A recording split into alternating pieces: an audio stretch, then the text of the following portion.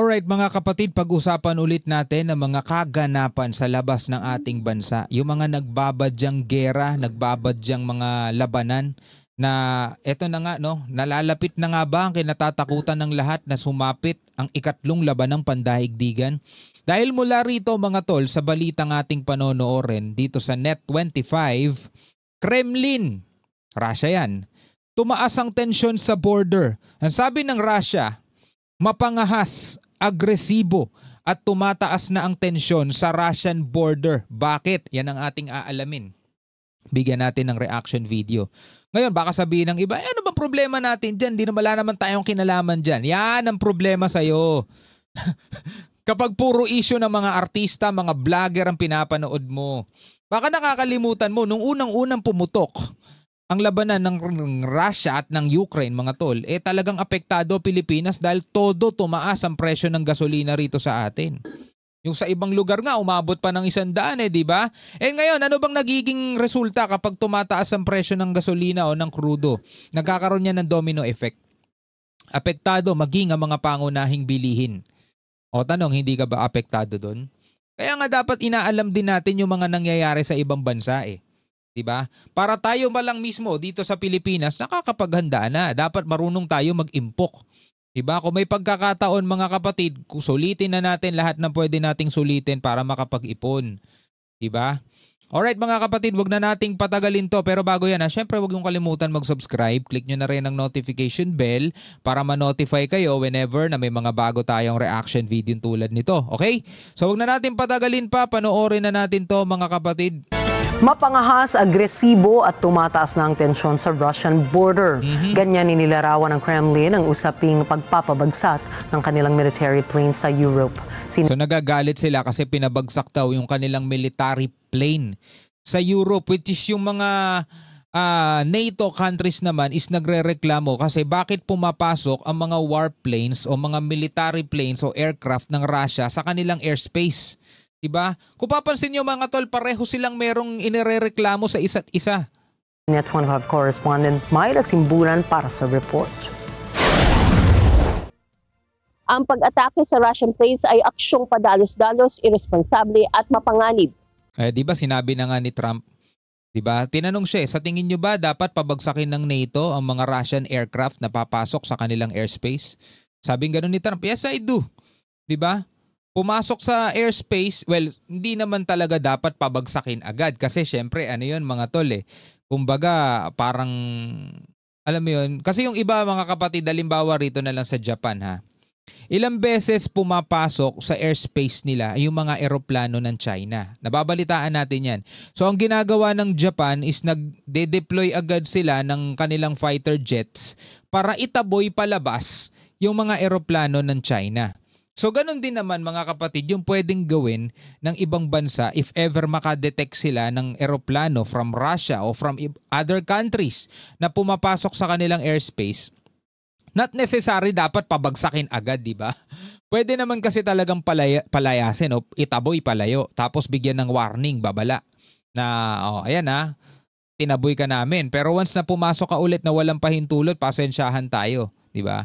Bagamat mga kapatid na nagbabala na nga ang halimbawa Poland, ang NATO countries, eto naman ang problema ngayon sa Russia. Parang sinusubok kasi din nila Diba? Parang sinusubok din nila yung kakayanan talaga ng NATO. Diba? Iyan ang pahayag ni Kremlin spokesman Dmitry Peskov. Sabi rito, well, you know, the European environment is like a self-exciting mechanism right now. Sabing ganun.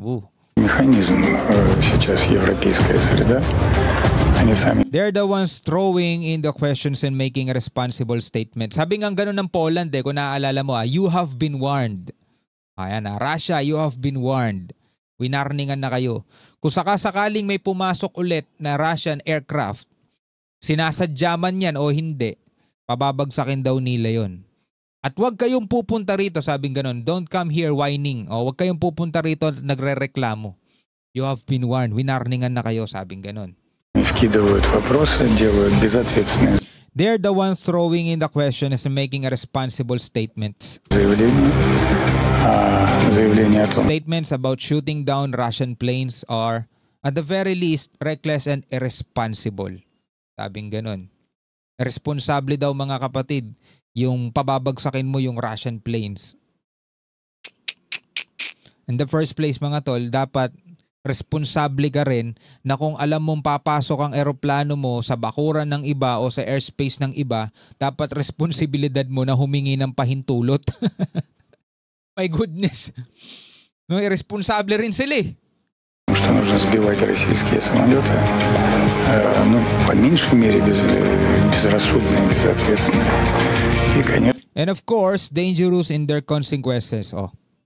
Ayan na mga kapatid. опасные своими последствиями. Naunang iniulat na binabalaan ng European diplomats sa Moscow na handang tumugon ng NATO ng buong puwersa laban sa mga paglabag ng Russia sa airspace nito. Diba? Ito yung sinasabi ng NATO eh. Nilalabag ninyo yung airspace namin eh. Pumapasok yung aeroplano nyo. Buti sana kung ordinaryong aeroplano lang yan eh.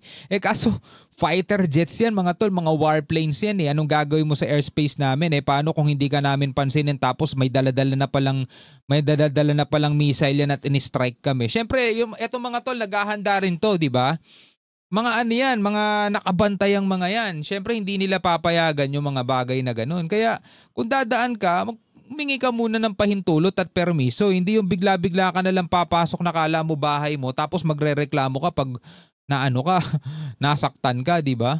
Kabilang dito ang pagpapabagsak sa military planes ng Russia. Muling itinanggi ni Peskov na nanghihimasok ang fighter planes nila sa Estonian airspace. Anya walang ebidensya para patunayan ito.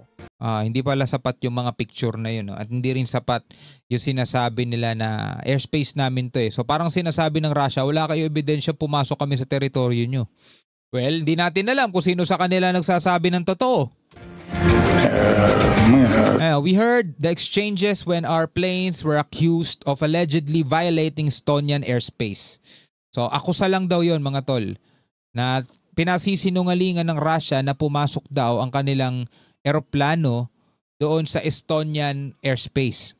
Слышали пикировку, когда обвиняли наши самолеты в том, что, дескать, они вторглись в воздушное пространство Эстонии. При этом However, no evidence, let alone convincing evidence, was presented. Либо вообще каких-либо, не просто убедительных, а каких-либо доказательств этому представлено не было. And of course, against the backdrop of such recklessness. И, конечно, на фоне такого безрассудства выступления с такими агрессивными. Such aggressive statements are yet another very significant escalation of tensions near our borders. So yung nga sinasabi nila, no, hindi pumapasok ang aming mga eroplano sa airspace ninyo. Hindi yan totoo. Sabing ganon mga kapatid ha. Pero ang iginigit ng Estonia, hindi lang yan, pati Poland at iba pa, mga tol, na namataan daw nila ang mga Russian aircraft. Pag sinabing aircraft kasi basta lumilipad, no? Kaya mapa-drones man yan o warplanes, basta aircraft mga tol, na pumapasok sa kanilang airspace. Yun ang reklamo nitong mga NATO countries na to. Kaya ngayon nagkakaroon sila ng girian.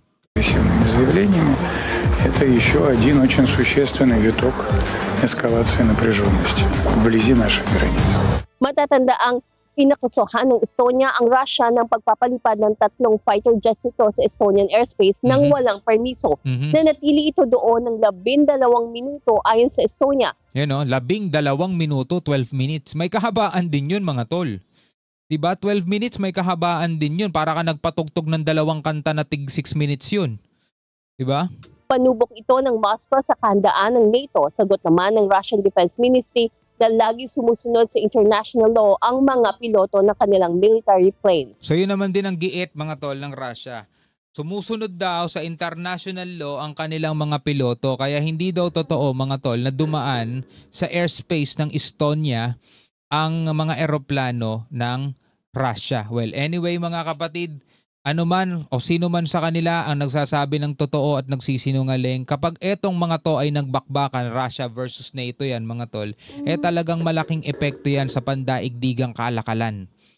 So ibig sabihin yun mga tol, bagamat napakalayo natin dyan at hindi natin mararamdaman ang kanilang bakbakan, pero mga tol, apektado tayo sa magiging takbo ng ekonomiya at malamang makakaramdam na naman tayo rito sa Pilipinas ng panibagong bigat ng ating dalahin sa pagdadala ng buhay araw-araw. Kaya nga tayo dapat laging maging aware. 'Di ba? Siyempre, meron ding iba dyan sa atin. May mga kamag-anak sa mga lugar na to, mga tol. 'Di ba? At posible, mga kapatid, na yung piso natin lalong bumagsak. Naku po. Anyway, bilang mga Pilipino, ano ang inyong masasabi rito, mga tol? Comment na lamang kayo sa ibaba. Hanggang sa muli, ako nga pala si Shobaldi. Peace out.